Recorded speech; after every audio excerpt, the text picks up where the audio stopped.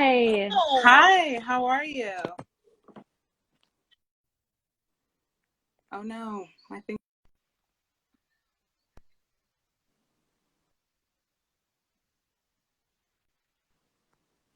I just take a little bit to load.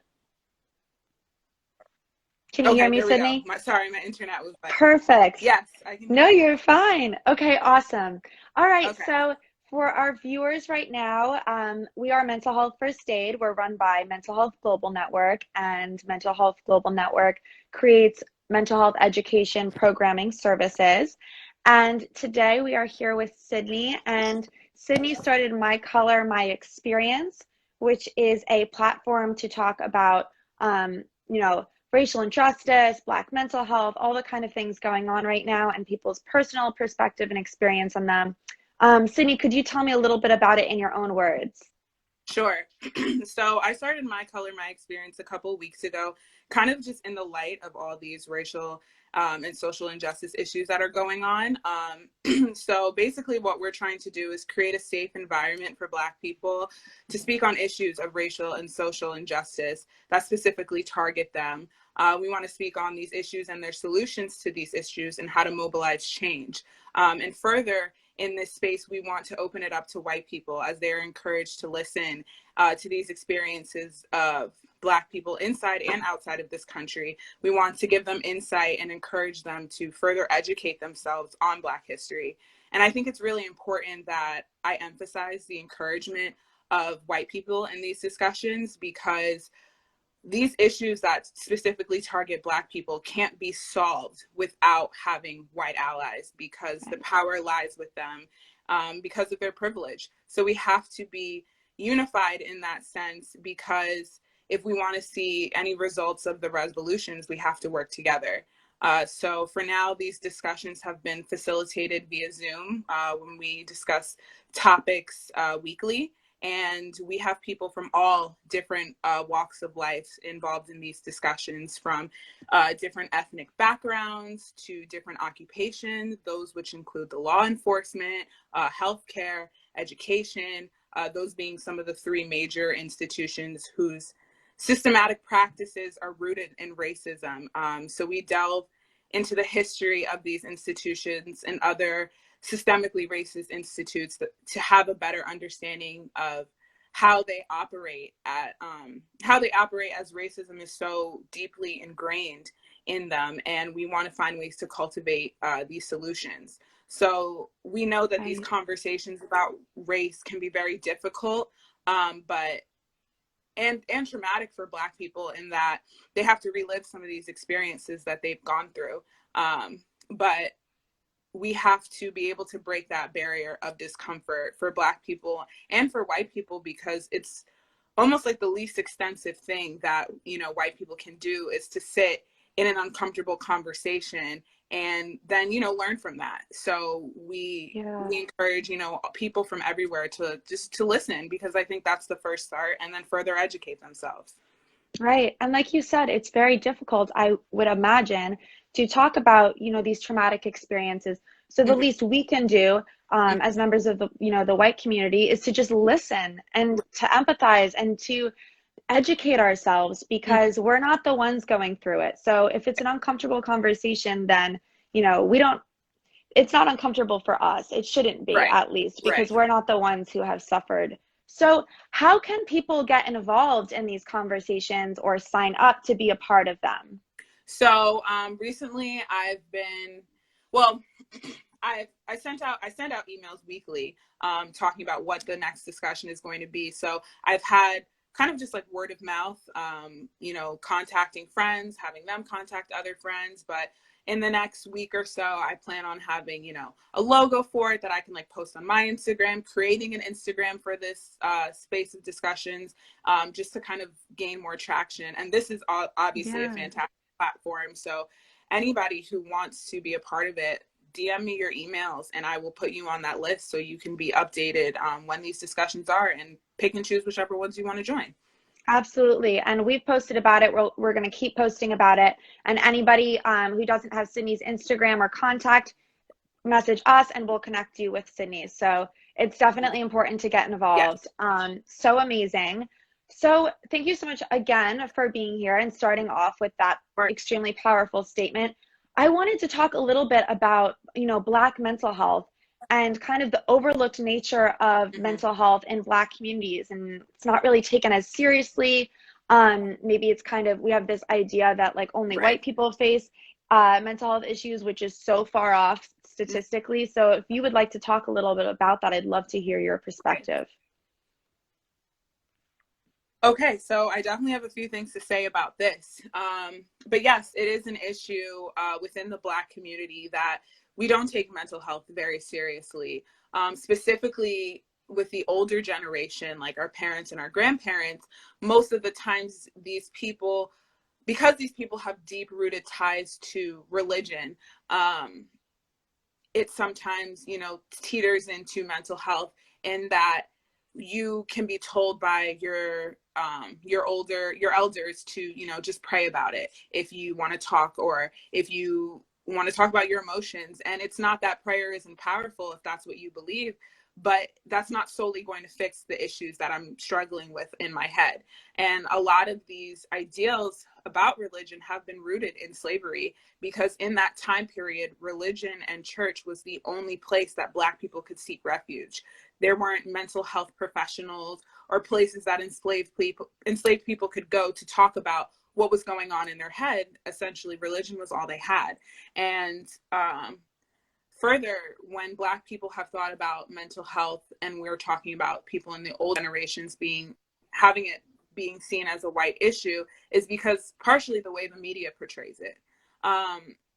Typically, the most heinous, violent acts that are documented are via the news. So, for example, in America, we have this ongoing problem with gun violence and school shootings. And although that these are super horrible circumstances, historically, what race has been, commits these acts of terror? And it tends to be white people. Yeah. And what is the explanation for these acts, for the reason that these acts have occurred? So we think about Adam Lanza had a psychiatric diagnosis, and you have James Holmes Right. has a psychiatric diagnosis, and he was the movie theater perpetrator. You have Dylan Roof, who has a multitude of proposed diagnoses like autism spectrum disorder, generalized anxiety, substance abuse disorder, depression disorder, and he was the Charleston perpetrator. One of the only instances that we think of where white men have not been labeled the mental health or a mental diagnosis is Eric Harris and Dylan Keebler, which were the Columbine shooters perpetrators. So they were labeled as cold-blooded killers, but that's one instance amongst all other instances that Right. have been seen in America. So when we see these outlandish acts of terrorism on our own people, our own American citizens, they have been defined by mental illness. So what's generally assumed in the Black community is that if a person doesn't carry out these egregious acts like school shootings, then he or she might not have this mental health issue. And it's invalidating to the person, because you don't have to murder someone in order to struggle internally or struggle mentally and be heard.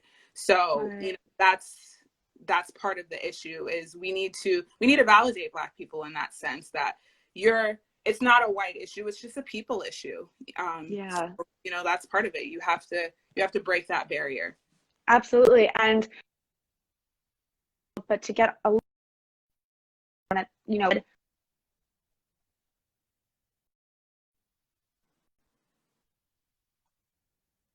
something you brought up is that often in school shootings and in mass shootings and and movie theater shootings, etc., if the person with a gun does not take their own life, the police are often capable of taking this person into custody and keeping them alive. And so to be able to keep these white Right. men who have completed mass murders alive, and they've been labeled with mental illness, they still pay the price, going to prison, etc., but they have the opportunity to go to court and to defend themselves, Right. and to Mm-hmm. live the rest of their lives opposed to Black people who are being killed innocently on the streets every single day, who have not committed any heinous crimes, and who have Mm-hmm. cops have kind of acted like, oh, they had no choice but to harm this person or kill this person. So just wondering what your perspective on that is.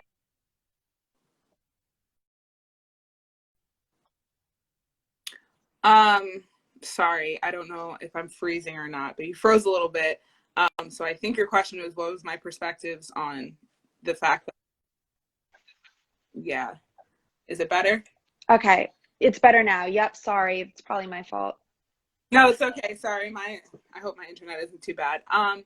But yeah, I mean, I think you're right. Absolutely. Essentially, the the white men that have committed these acts, if they survive, to see the next day, and they're not killed on site, or they don't kill themselves, they do have the opportunity to go to even just present themselves in a court of law. And a lot of times we don't see that with Black men because they die on site, and they can't fend for themselves. And a lot of times, these people that have been shot or killed by the police, or just by other people in general, they they aren't criminals. It's just an act that was done, or they're being profiled in a certain way for themselves. And that's,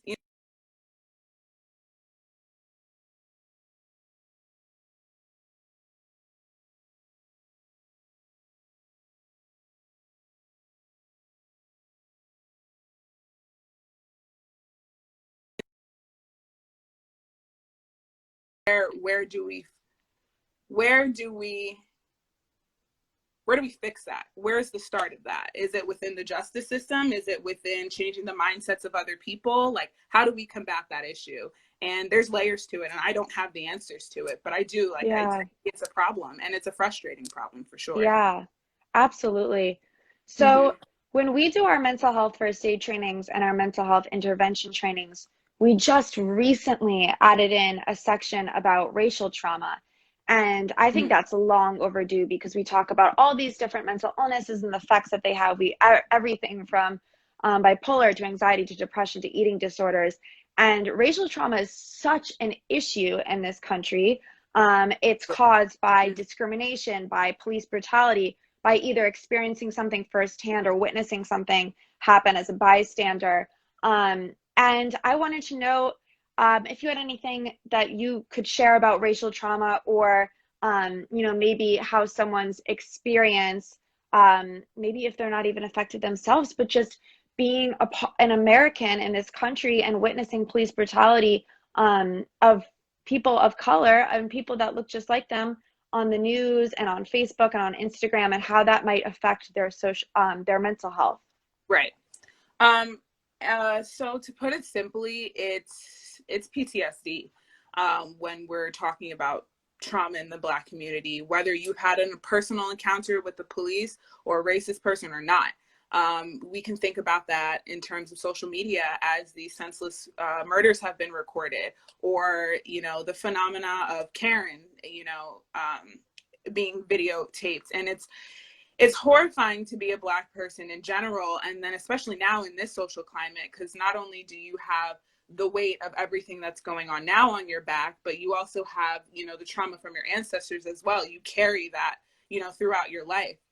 So the thoughts that go through our head when we pass police officers in the street or in our car, wherever we are, is taxing on our mental health, because the first thought that you think of is, what am I doing wrong? How can I get out? Who do I call? Will I survive this encounter? And that's literally every single time I leave my house. Like, even if I'm just, going down the street, or I'm going to a store, I'm going to the mall, I'm going to hang out with friends, it is something I'm always thinking about. Is there a police officer around? Are there people who are engaging in things that I don't want to look like I'm engaging in, just in case something goes wrong? Like, you're always thinking of the worst case scenario. And it's mentally exhausting, because why would I want to have to think, am I going to survive long enough to come back to my house that night? And it's honestly, it's not even about leaving your house, because Breonna Taylor was sleeping. She was in her home in the comfort of her own house, and she was shot to death, and there has been nothing to be done about it. So, it's it's exhausting because I'm thinking about survival constantly, not just because I'm a human being, but just because I am a Black woman or I'm a Black man. And it shouldn't be like that, because you don't think about those things when you leave your house, but I think about Oh, it every single day. And I've always thought about it since I was a child, because you have, those talks with your parents, or at least I've had the talk with my mother, you know, what happens if you have an encounter with a police officer. That is a very, very normal discussion that happens at a very young age in a Black household. And that does not happen in white households, because it is not a no. problem that white people endure. And it's not their fault that, that you grew up white and I grew up Black, and that we have these disparities, but it's just the reality. And it's exhausting. It's mentally exhausting to always be afraid of what could happen. I know that, especially nowadays, I can't go out and ride my bike by myself because I don't want to be alone. God forbid something happens. I always have to have a friend with me. And I can't enjoy, activities by myself because of those things, because I'm scared of what could happen. I'm afraid if I get pulled over at nighttime. I don't like to leave my house at night anymore, because I don't want to be wrong place, wrong time type of situation. So, you're always going through these things in your head, and it's a constant battle, and it's not fair, because whether you're doing something or you're not, I shouldn't have to fear for my life for just existing. Right. I mean, I cannot imagine how emotionally exhausting that must be. And if you think about how common mental illness is across the board, 1 in 5 people suffers from mental illness. So this exists within white communities, Black communities, Hispanic communities, all people of color, which means that people are already facing a chemical imbalance in their brain, Mm-hmm. or depression or anxiety, Right. PTSD, as a result of something that happened to them as a child. So if you think about already facing those types of things, already having social anxiety, already having the fear of leaving your house or going to a public place, just because of the way that your mind and your body work, and then Right. to add the pressure of just being discriminated against, or being a target, having a target on your back because of the color of your skin. I mean, that's something that no matter how bad your mental illness is, no matter how severe as a white person, that you will never experience. Exactly. It's those two things coupled together, because I've had my own mental issues. I've had family that have had that too. And it's like, not only do I have to struggle up here, but I'm struggling outside too. And, this is something that I can't fix on my own. And if I can't talk about those things with other people, that is hard in and of itself. And then if I'm also dealing with what's surrounding me, that's out of my control. Both things are out of my control. Like, how do I fix that? How do I help myself get better if I'm invalidated in two different scenarios that, determine my life in a sense? Absolutely. And that's why it's so amazing that you're having these conversations and that you're creating this platform for people to come together and share these experiences, Mm-hmm. because I think it's something that not a lot of white people think about or pay Right. attention to. And when you think about white privilege, people often take this so personally. Oh, I worked so hard to get where I am, or my parents were immigrants as well, or X, Y, and Z.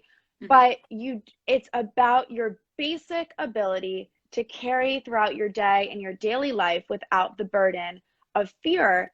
Mm-hmm. And when we talk about mental illness and we talk about the difference between having episodes of depression and feeling depressed one day and feeling anxious one day and actually suffering from depression and anxiety, Mm-hmm. it's based off of how much this mental illness impacts your ability to live out your daily life.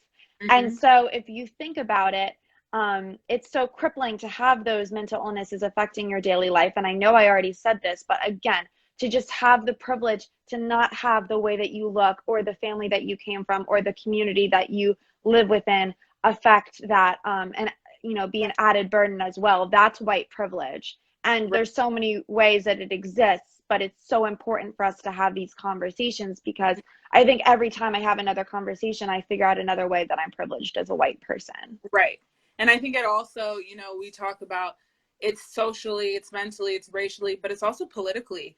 Our political climate is something that I don't think anybody would have ever dreamt of in, I don't even know how long. It is very scary to live in this political climate, because the political climate has such an effect on the social and the racial climate. And because of that, that further adds to the trauma. And then if you are experiencing mental health, issues, that's just another added thing. You fear for what is going to happen in November.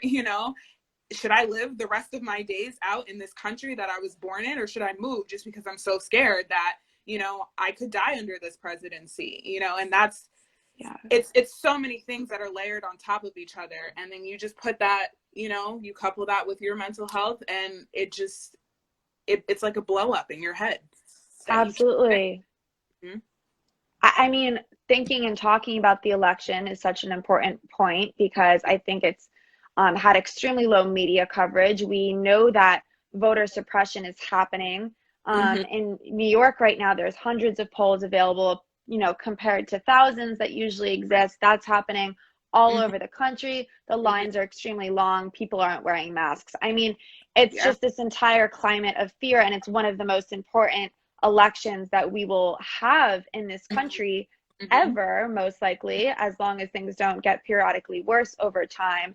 And so I think it's an important, point to raise, that you as an American who were born and raised here, think about whether or not it's worth it to stay in your own country and to get out and leave. And, I heard someone say the other day, well, then why don't they just leave? Why don't they just, there's this, compared to the South, people in the South, it's so racist there and there's so much criticism there. So why don't they just come to the East Coast? Or people who, are facing this police brutality in America, why don't they just move out of the country for their own safety?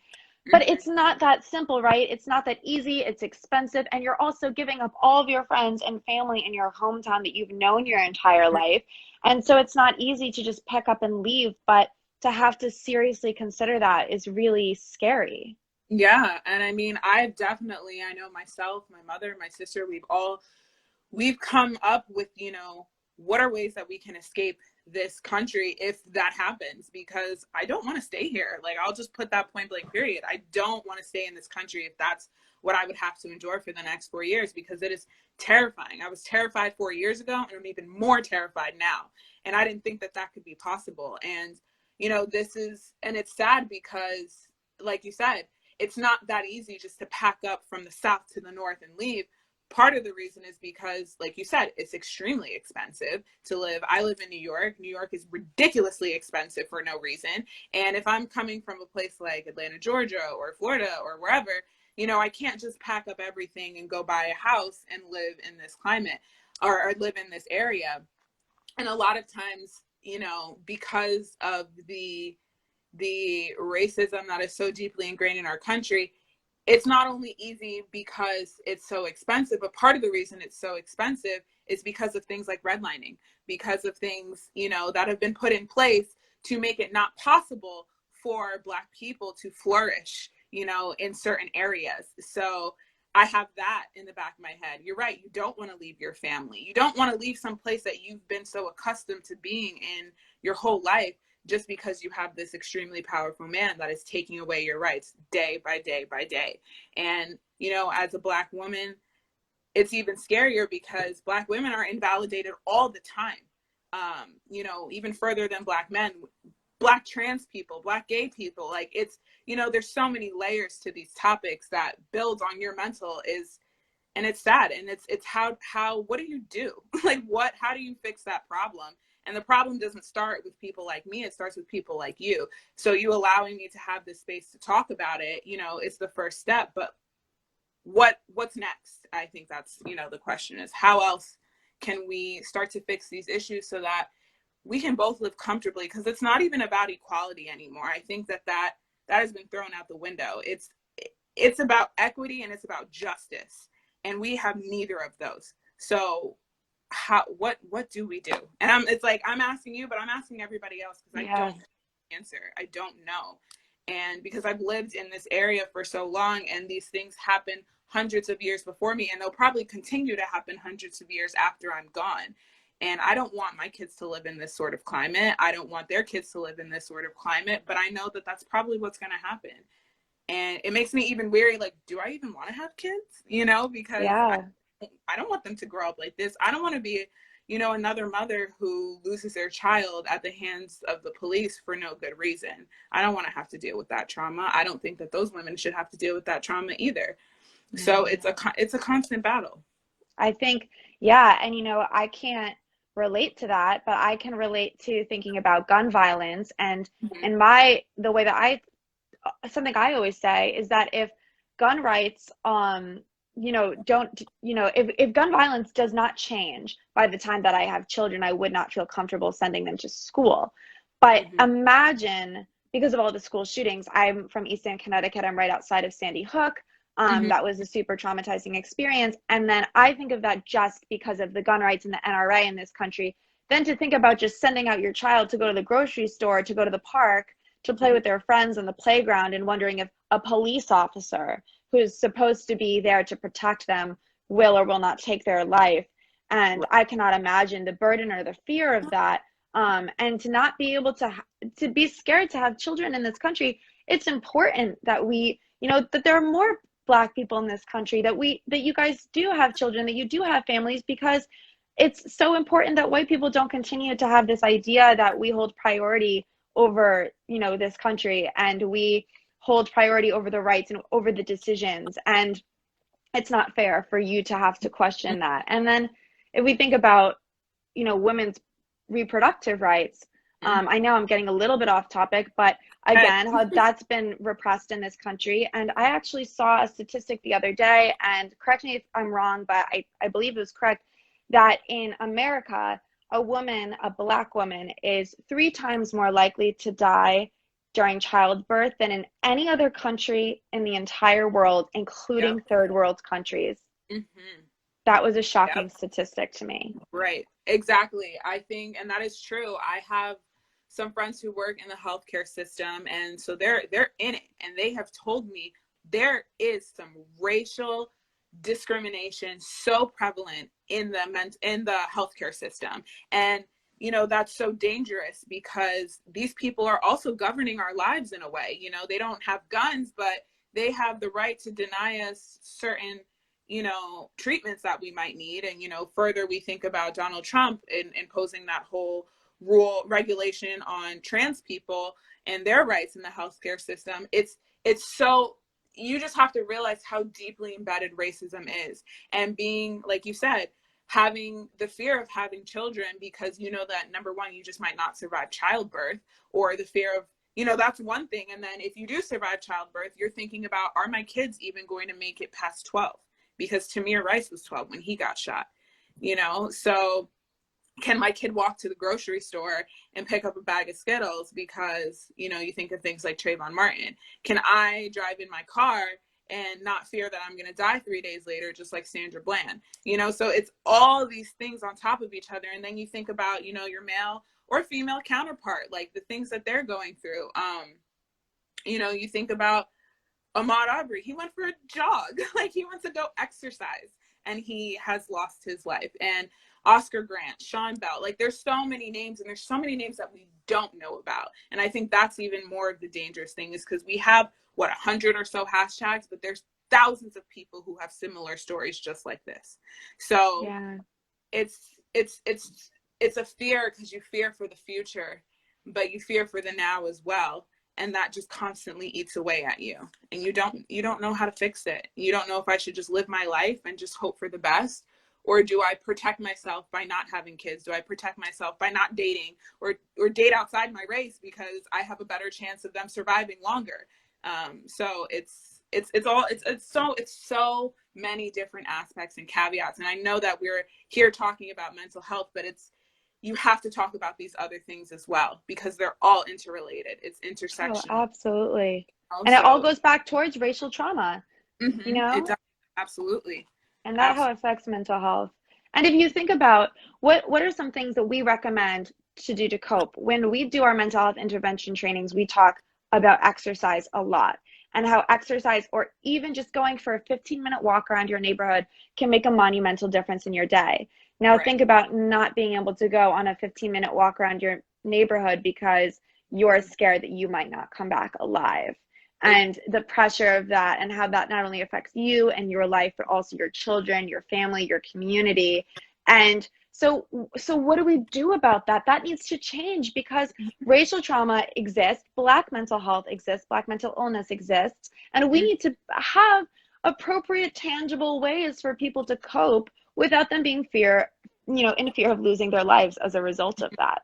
Exactly. I completely agree. I think, I have, like I said, I've had people in my family to deal with, mental health struggles. And I know one way that, my sister, for example, has combated that is through exercise. She exercises all the time, twice a day, every single day for years. And that is her way of coping. And it's a fantastic way, releasing those endorphins and staying fit, looking good. Like, who doesn't love that? But Yeah.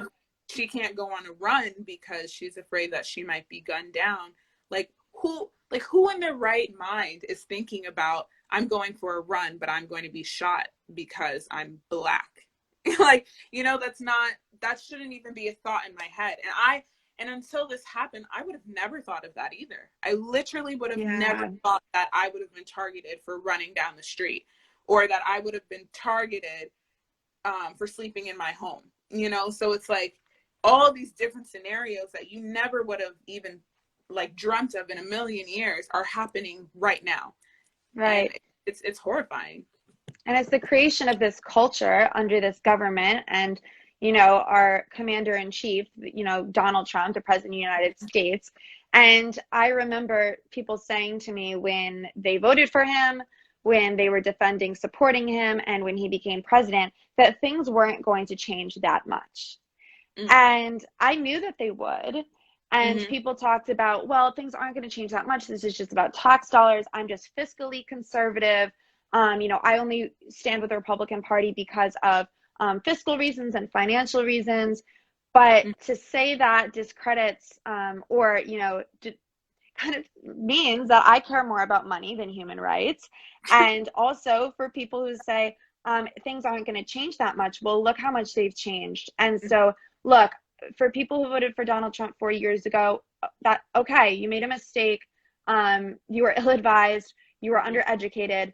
But to now go 4 years and to see the significant change in this country that has existed, that has persisted, the lives that have been lost. 4 years ago, we had a Black president of the United States, and now Black people can't go for a jog in their neighborhoods. So it's so ignorant to say that it hasn't significantly changed. And although systematic racism has always existed, I think now it is more prominent than ever. Or at least being brought to the surface more than ever, and we're talking about it, and that's why it's important. And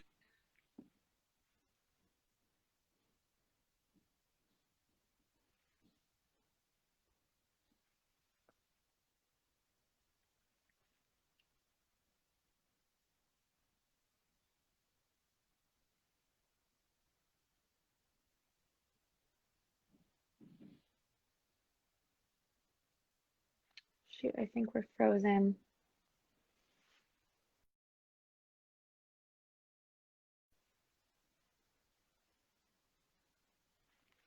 All right, I think we froze. We might have lost Sydney for a second. Let's see if I can add her back. The Wi-Fi is terrible. This is my fault. Thank you guys for being here right now. I'm so happy to see how many people have tuned in today and how amazing this has been to have this conversation. I've learned so much from Sydney today. This is really fabulous. Okay, here we go. We're getting her back.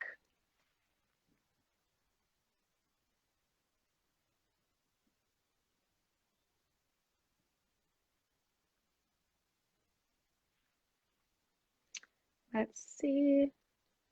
She requested to join, so she should be here any second. Thanks for waiting, guys. You guys rock.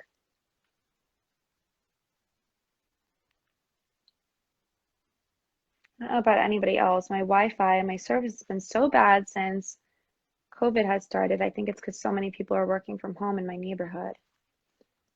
Let's see. Her phone overheated. It's okay. She's coming back. No rush, Sydney.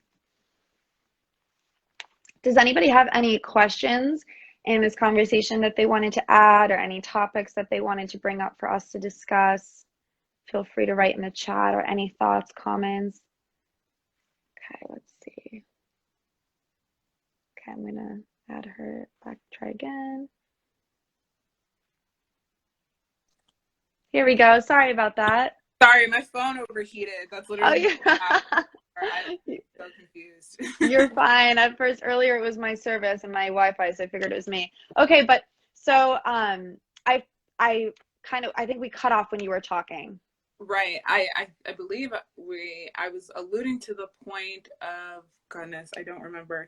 I know. I'm trying to think of where we left off. We were talking about, how voter suppression is happening and how this election is so important and how Trump has changed so much in this country and how people are kind of ignorant to that. Yeah, and I think actually in this particular, climate now, a lot of people haven't really seen or are ignorant to the error of his ways. But I think this pandemic has highlighted that so significantly, and how wearing a mask has become a political debate. And it shouldn't, because it's literally over 500,000 people in this world have died because of COVID. And, on top of that, we put the racial injustices on top of that, and how it's the president, I think it was just yesterday, is retweeting something, where these men are screaming, white power. It's like, okay, like what? Like, how do you do that? Shocking, right? I was like, it was disgusting. And people in his administration are defending this behavior by saying, he didn't hear that one statement. I'm like, this man screamed it 3 times. Like, how did you not hear that? Also, why is he tweeting that? Why else would he be tweeting a bunch of white people like riding on golf carts? Exactly. The relevance. And it shows how dangerous and how powerful this man really is. And because of that, people who support him are more comfortable with being overtly racist, because I don't think that there would have been the issue of Ahmaud Arbery. Maybe it would have happened, maybe it wouldn't. I really don't know. But, but I think that there's a comfortability with the fact that these people killed this man and for 2 months sat in their home, and nobody knew. And you have to thank social media in that sense, because as dangerous as social media is, especially on people's mental health, we would have never heard about that if it weren't for somebody, posting that online. We would have never seen George Floyd if it weren't for somebody recording it and posting it online. And as traumatic as it is to watch things like that, because you're watching someone die, just on your phone screen, is so horrid in and of itself.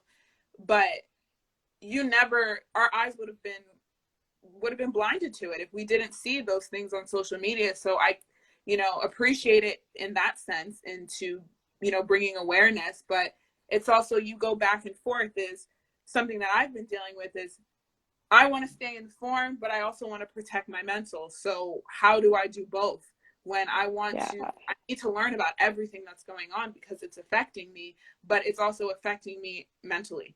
So how do I combat that? It's so hard. And, something we always say in our trainings, we talk about mental health versus social media. And now is kind of one of those situations where we feel kind of a little bit stuck between a rock and a hard place. Right. Usually we say, if you feel like you're spending too much time on social media, if other people's posts are kind of detrimental to your mental health, if you feel this pressure to perform, delete the app.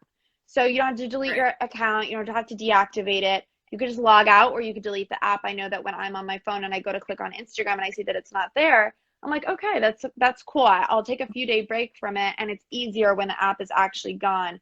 So I think that what we need to do is we need to allow ourselves to take those breaks if we feel that they are prominent, because at the end of the day, we are so obsessed with social media, and we are relying on it heavily right now to get the news, because I feel, one, news sources are not always promoting the right things at the right time.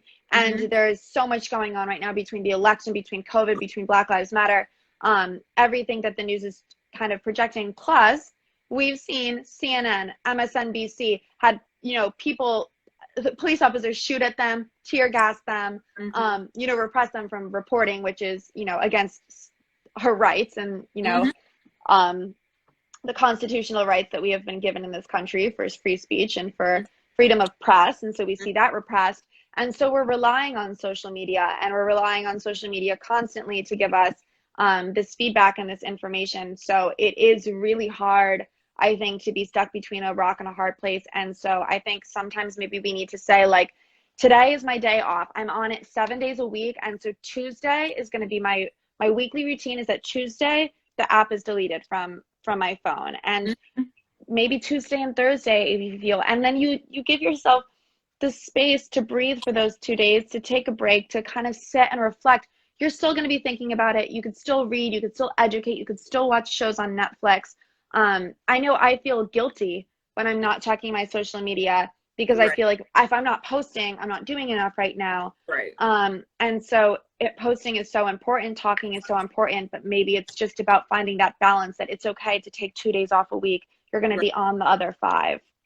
Absolutely. And I think I kind of did that accidentally, just because I got busy for about 2 days, and I wasn't really on social media that often. When I finally got back into it, I was like, wow, like you come almost like with a new mindset. Like you've refreshed, you've reset yourself. And I think it's important absolutely to take these social media breaks, because social media at this point, it's just traumatizing. You're hearing these COVID numbers continue to rise, especially in the United States. We're not combating it, appropriately. And then you're seeing, 6 Black men were lynched in all these different states, and there's no media coverage. Or, you're seeing this guy sleeping at a Wendy's, and he's shot to death. And it's just like all of these things, and it's hard to hear, and it's sad, like, and you don't know how to help, and you almost feel hopeless in a sense, because you're like, but all I'm doing is posting, like it's not enough, blah blah blah. But it's like, how do I use my voice appropriately, and how do I affect change, but also how do I protect myself from going into a dark hole, because it can happen so much quicker than you realize, and until you're in it and you're like, dang, like I didn't see myself coming into this point, and now I'm sitting in bed sleeping all day because I'm so depressed. And that's happened to me, and I know that's happened to a lot of other people.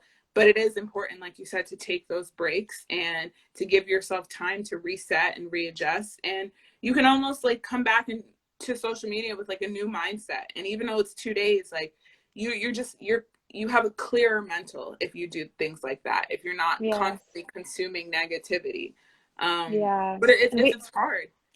it is. We say always, you can't fill from an empty cup. That's a commonly used example in the mental health industry. If you're not taking care of yourselves, how are you going to be there to support others? If your mental health is not up to par, how are you going to be there to speak out for others, to stand for others, to go to protests, to post on social media, and to read books and educate yourself? So you have to take those time off. And I don't want to take up too much of your time, but one last thing I wanted to talk Mhm. about before we close today is, you brought up the 6 Black men who were lynched, and the hangings, and these men were hung, found hanging, and they were just written off as suicides, and then there was no investigation into what actually happened. And I mean, I see two horrible sides to that. One, I think the likelihood that those men were actually, completing suicide. Um, I mean, I don't know what the likelihood is, because it depends on speaking with their family and talking about suicidal ideation that was existing and talking about warning signs and what was going on. But we know that people are being murdered in this country right now. We know that Black people are being murdered. And so to completely write it off without going into an investigation is completely wrong.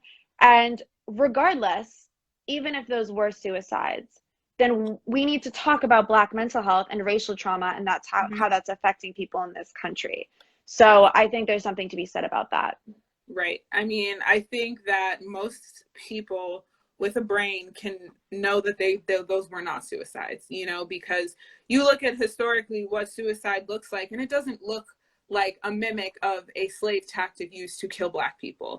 Right. Nobody in their right or wrong mind would ever think that I'm going to kill myself and mimic what lynching is supposed to look like. And especially not a Black person. That's just not true. And no, I can't think of, and you can correct me if I'm wrong, where somebody committed such public suicide in that That's way. what I was going to say.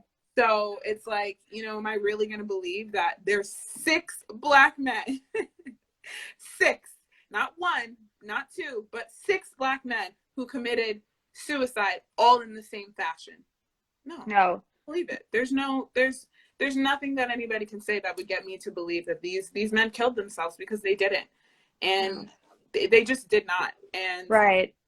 I agree with you. I agree that they did not. And also, when you're studying suicide and you're studying suicidal ideation and the percentages of completions of suicide, well, for it to happen publicly is so unbelievably rare and marginally small in the statistics of the way that people complete suicide.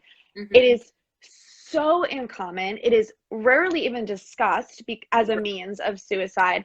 And again, to do it publicly in a way that appears as as if someone's being lynched, in a way that you said, as you brought up, that Black people have been publicly killed throughout history. I mean, it's just not written in our books. It's not written in our it's just not there. I mean, I study it every single day. We talk about it every single day. right. It's not there. And anybody in the mental health industry, anybody who talks about suicide, who teaches about suicide, it's very prevalent that those were not suicides. Exactly. And it's, and for it to happen once, it's kind of like, okay, that's weird. But then for it to happen 6 times, it doesn't happen like that. It's absolutely. No. And one other thing before, you ended, I know kind of talking to Kelly a little bit about, the persona of Black men and toughness, or this toxic masculinity, that exists. And because we see it with, just with men in general having this, this sense of toxic masculinity. But I just wanted to talk about why that's so dangerous for Black people. Because this constant rhetoric of toxic masculinity and toughness it's taxing on the Black men. And because of that, it's not accepted for Black men to show emotion or to talk about their feelings, because they're seen as weak. And not only by white people, but by other Black people as well, by their friends and their family. Like, getting told by, in a group chat with a bunch of guys, like, you're not supposed to act like that. Like, why are you crying? Getting made fun of. And further, toxic masculinity rhetoric is dangerous because it criminalizes Black men. And there's this expectation that Black men should act or be a certain way. And because of that, white people expect Black people to be hard or scary, which kind of alludes to the whole Karen phenomena, which is traumatizing, because white women, all they have to say is that they feel threatened by an African-American man, and boom, what happens? The cop shows up. And also further, that this toughness mindset relates to this, I was talking to my friend about this earlier, relates to this thug mentality that we see in the Black community. And that Black men, in order to be validated, they have to, have this hard life. They have to struggle, and they have to own guns, and they have to sell drugs, and in order to be, perceived as powerful. And a lot of people, they don't always feel like that internally. I know me, I don't come from that lifestyle. I don't come from a lifestyle that's not, stereotypically, hard, or, I didn't grow up around drugs. I don't have a lot of people in my family who have been to jail. I have a lot of educators in my family, and I'm invalidated with that, because it's like, I don't feel like, I'm not your stereotypical Black struggle story. I went to private school. I went to college. I'm continuing to get my master's. Like, I have the ability to compete in a capitalist society. So I'm invalidated because, I can't relate in that way. And that eats at me, because it's like, within my own community, I don't even feel accepted sometimes. And that's hard as well, because it's like, I'm not accepted by white people, then I'm also not accepted by Black people in a way. And, you realize that this thug mentality that's been created not only is dangerous in the Black community, but white people in turn have been able to capitalize off of that, especially specifically through the music industry, knowing that sex and pain, it sells. And they want to hear about your trauma. They want to hear about the experiences that mess with your head, because that's what's going to bring them money. They want to know about the people in your life who have died. They want to know about your family members who are in jail, or the drugs that you had to sell in order to make a living, in order to be here. And those are the things that are profitable. So you have to constantly relive this trauma that you're going through. And, you know, you're talking about your outer experiences, and then if you have mental experiences or mental struggles in your head, that's not constantly reliving those things. It's not really, you know, it's taxing on you. So we want to hear things like, you know, I had to sell guns and drugs and have sex with all these people, you know, to be validated. But we don't want to hear rappers like J. Cole who talk about social and racial injustice issues. So it further paints that rhetoric of Black people being a certain way and being perceived a certain way, you know, in this world. And, you know, that's also traumatizing in a sense too. And that constantly eats away at mental health. I just wanted to talk about that too. No, It was a super fascinating, you know, point. It's so important to talk about. And how does this divisiveness exist not only between people of color and white people, but also within Black communities? And how are white people perpetrating that and contributing to that? Like you talked about music and the music industry, there's so many people, white people at the top of these production companies, right? And how they're contributing to this culture in a financial sense as well. And I think it's not fair because, like we talked about, regardless of, you know, your history or where you grew up or where you went to school, you still have the fear of going on a run in your neighborhood and potentially not coming back alive. So there, regardless of your financial situation, it doesn't necessarily contribute to, or I guess, you know, people who, you know, experience poverty, regardless of, you know, their color, do experience higher levels of mental illness, but that doesn't mean that you're not experiencing mental illness, that you're not experiencing racial trauma, that you're not, and you shouldn't be afraid to, or, you know, feel ashamed to say those things and to say how you're scared and to say how you've been impacted by this, because all Black people are impacted by this. Whether they've experienced racism personally, which most people have, or whether they're watching it on the news and they're watching little girls and little boys are watching people just like them being killed for no good reason whatsoever, and how that will affect them, and how that will traumatize them going forward in their life. Absolutely. So, and in terms of Black men and suicide, we have to, and mental health, Black men have a higher completion rate of suicide. And so white men actually attempt suicide more, but Black men complete suicide more. And that's an important statistic to talk about. And why is that happening? And I think part of it has to go towards the fact that there are just generally more white people in this country than Black people.